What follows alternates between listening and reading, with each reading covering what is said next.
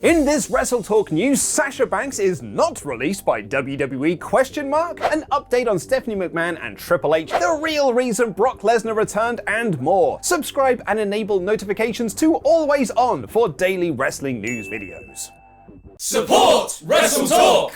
To once again paraphrase Sinead O'Connor, it's been several hours and 35 days, single tear, since Sasha Banks and Naomi walked out on an episode of Monday Night Raw over frustrations with their creative. Commentary made references to them on that episode of the show, telling the audience that they'd walked out, and then on the following SmackDown where Michael Cole said it would be a tournament to crown new women's tag team champions, as the pair had vacated the belts. As we discussed on last week's WrestleTalk news, nothing has been said about that tournament since, and there are apparently no plans for it currently. Banks and Naomi were suspended without pay from WWE, but there were a lot of questions surrounding whether the pair would be released. It had been reported that Naomi's contract was up in the next couple of months, so for her it could just be the case that she isn't going to re-sign and leaves the company. For Banks, her contract was set to expire later this year, according to one former WWE writer. But then last week, Raj Giri of Wrestling Inc. reported that Sasha had been released from WWE. He was so confident in his report, despite Banks herself seemingly denying it on Instagram, that he staked the rest of his career on the scoop. The report was also backed up by the very reliable WrestleVotes, and while they could not confirm the news, Andrew Zarian of Mat Men Podcast and Sean Ross Sapp of Fightful Select noted that Banks' attorneys were working on her getting released from WWE. SRS also noted in a Fightful Select update, several talents were speaking openly backstage about believing that Sasha Banks was released. And while they had not been told this officially by WWE, there were talent that would be in the position to know that felt she had been released.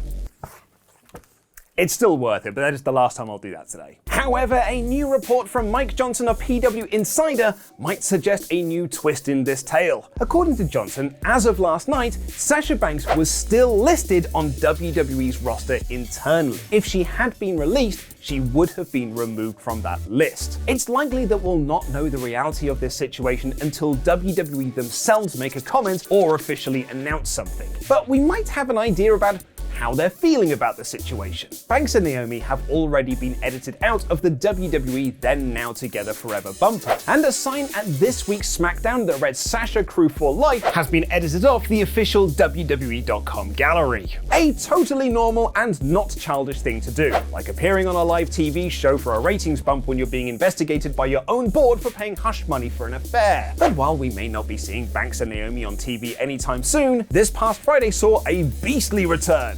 And now, we know why. Thank you for your support on Patreon. He can last Sean Fur longer than you in the ring, and Starbucks Stephen Costa. Get your own WrestleTalk news shoutout over at patreon.com/WrestleTalk. Going into last Friday's SmackDown, most people expected Vince McMahon appearing on the show during an ongoing investigation would be the most talked about thing from the episode. But the closing angle that saw the return of Brock Lesnar was on the lips of most wrestling fans, and those lips were saying,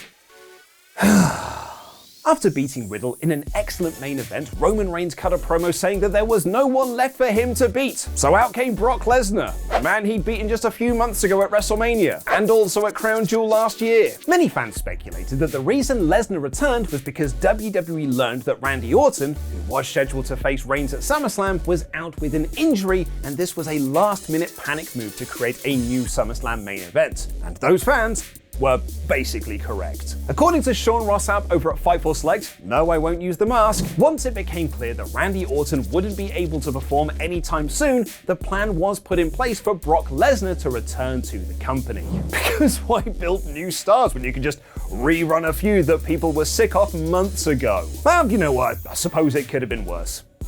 Could have been Goldberg. Some had asked whether or not Lesnar's return was also in response to the McMahon investigation, but it doesn't appear to be. SRS reports that the plans for Lesnar's return were put in place about 3 weeks ago, which was after the investigation had started, but well before the Wall Street Journal story came out. But you know, while we on Wrestling YouTube and Wrestling Twitter may be sick to the bloody back teeth of Roman versus Brock, there is no denying that it's a draw. Brandon Thurston of WrestleNomics is reporting that this past Friday's SmackDown SmackDown has done the best rating since last September. And while you may point to the McMahon appearance for bumping that rating, the second hour of the show with Roman vs. Riddle was actually higher than the first hour with McMahon. Just in case any of you have been living under a rock or, like me, have been off work since last Wednesday and are just coming back to all of this, yeah, Stephanie McMahon is now the new CEO of WWE, replacing Vince McMahon, who is stepping back from those responsibilities while an investigation into him paying $3 million in hush money to a former employee he had an affair with was ongoing. McMahon is still in charge of creative, which is quite obvious given the Lesnar return, lol, and Fightful Select are reporting that he was practically jovial backstage at SmackDown. They even note that he was more hands-on than usual with the show. But there was also a report from PW Insider about the initial statement that WWE released about Stephanie taking over, which referred to her as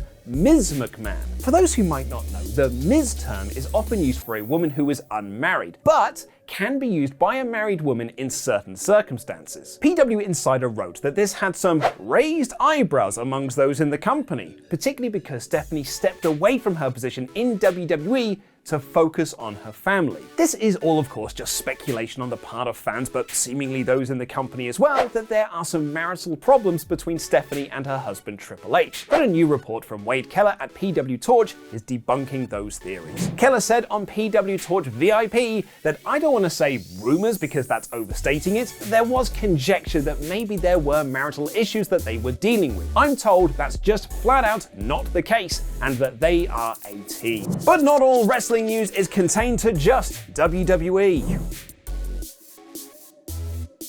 Impact Wrestling celebrated 20 years of being a professional wrestling outfit with their 2022 Slammiversary show, which not only had video appearances by Kurt Angle, AEW Sting, and WWE's AJ Styles, but also saw the biggest wrestling return of the year, the Reverse Battle Royal! If you've never seen one before, it's really quite simple. You start off with 20 men outside of the ring, fighting with everyone to get inside the ring. Once 10 men are inside the ring, the rest are sent to the back, and a traditional over-the-top battle royal commences. Once 8 of those 10 men have been eliminated, the final 2 then compete in a regular singles match until 1 man is left standing. It's really quite simple, and I love it. And Shark Boy won this one, so I love it even more. The show also saw the return of the Monsters Ball match, the proper one where you're not allowed light food or water for 24 hours before the match. I love TNA in the mid-2000s so much, but also the King of the Mountain match, which is a reverse ladder match, where you have to pin your opponents to earn the right to climb the ladder and hang the title above the ring, and if you're pinned you have to go to a penalty box for 2 minutes. I love TNA in the mid-2000s so much, it's really quite simple. Former AEW wrestler Jack Evans was supposed to be in the Ultimate X match, but was pulled due to injury precaution, and it saw Speedball Mike Bailey win the X Division title. Rosemary and Taya Valkyrie won the Knockouts Tag Team Championships, the Good Brothers won the Tag Team Gold from the Briscoes, Jordan Grace won the Knockouts Championship, and Josh Alexander retained the Impact World Championship over Eric Young in an excellent main event. America's Most Wanted Nick Aldis and Dixie Carter also made appearances on the show, with Carter bringing out Davey Richards to side with the Impact Originals against Honor No More. But,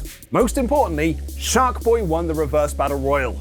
2005 Luke Owen on the Smart Marks message boards is so happy right now. But sadly, we must end this episode of the WrestleTalk News with the tragic announcement that former WWE referee Tim White has passed away at the age of 68. White was a constant figure as an official during WWF's Attitude Era, famously refereeing the Undertaker vs. Mankind Hell in a Cell match at King of the Ring 1998. He suffered a shoulder injury during a Hell in a Cell match between Chris Jericho and Triple H in 2002 and transitioned into a backstage role until he was released in 2009. His final match as a referee was Christian vs. Chris Jericho at WrestleMania 20 in 2004, where he re-injured his shoulder, counting the final 3. He was part of a series of controversial sketches for WWE.com in 2006, where he unsuccessfully attempted to commit suicide each week while being interviewed by Josh Matthews. No, I'm not kidding. He will, however, always be remembered as the owner of the Friendly Tap, which was actually featured in several episodes of WWE TV and their pay-per-views. Big E wrote on Twitter, "I lit up every time I saw this man. Tim White often was the man tasked with shepherding us at appearances and conventions the last several years. He was always extraordinarily kind and warm. I will miss you, my friend. My deepest condolences to his family and friends. It was also confirmed over the weekend that longtime WWE referee Dave Hebner had passed away at the age of 71. The brother of legendary referee Earl, Dave Hebner will forever be known for the twin magic spot at WWF's main event in 1988 in a match between Hulk Hogan and Andre the Giant. Shawn Michaels wrote on Twitter, saddened to hear about both Dave Hebner and Tim White. Both incredible men I was privileged to spend time with in and out of the ring. My thoughts are with their families. We here at WrestleTalk would like to pass on our condolences to the families and friends of both Tim White and Dave Hebner. Now with the magical, mythical Forbidden Door opening on pay-per-view, there may be a swell of fans wanting to learn more about this company of lions. So what do you need to know? Well, you should probably have a general understanding of New Japan's history in relation to All Elite Wrestling, and a general understanding of New Japan's top stars and their histories with AEW stars.